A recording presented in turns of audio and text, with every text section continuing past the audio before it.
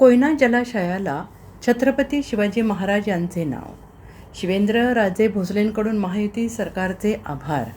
महाराष्ट्राची भाग्यलक्ष्मी म्हणून ओळख असलेल्या कोयना धरण जलाशयाला छत्रपती शिवाजी महाराज यांचे नाव देण्याचा महत्त्वपूर्ण आणि ऐतिहासिक निर्णय राज्य सरकारने घेतलेला. या निर्णयाचे स्वागत करत सार्वजनिक बांधकाम मंत्री शिवेंद्रराजे भोसले यांनी महायुती सरकारचे मनापासून आभार मानले आहेत.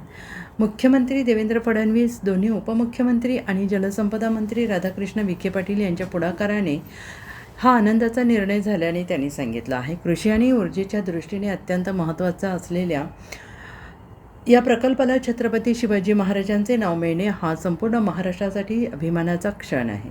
महायुती सरकारची शिवरायांवरील निष्ठा आणि आदर या निर्णयातून स्पष्ट दिसून येते, असे मत शिवेंद्रराजे भोसले यांनी व्यक्त केले आहे. सन्मान्य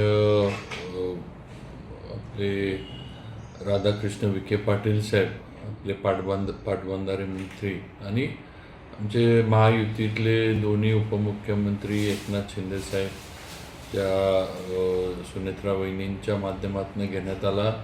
हा नक्कीच कोयना जलाशयाला छत्रपती शिवाजी महाराजांचं नाव देण्याचा जो निर्णय झाला आहे, हे सगळ्यांनाच आनंद देणारा हा निर्णय आहे.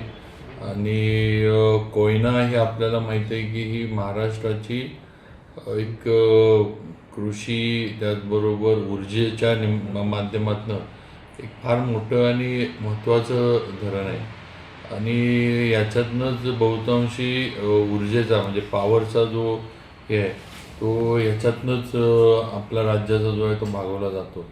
आणि असं असताना हा एक महत्त्वपूर्ण निर्णय देवेंद्रजी फडणवीस साहेबांनी घेतला आहे. मी त्यांचं सातारा जिल्हा वासियांच्या वतीनं त्यांचं मनापासून अभिनंदन करतो, आभार मानतो. विखे पाटील साहेब असतील आमचे पाटबंधारे मंत्री, त्यांचं अभिनंदन करतो. आणि नक्कीच छत्रपती शिवाजी महाराजांबद्दल या महायुती सरकारचा असणारा आदर, त्यांच्याबद्दल असणारी निष्ठा आणि त्यांच्यावर असणारं प्रेम हे या अशा निर्णयातनं नक्की समाजाच्या पुढं दिसून येते. एवढंच मी सांगू इच्छितो. Bureau report, SBN Marathi, Satara.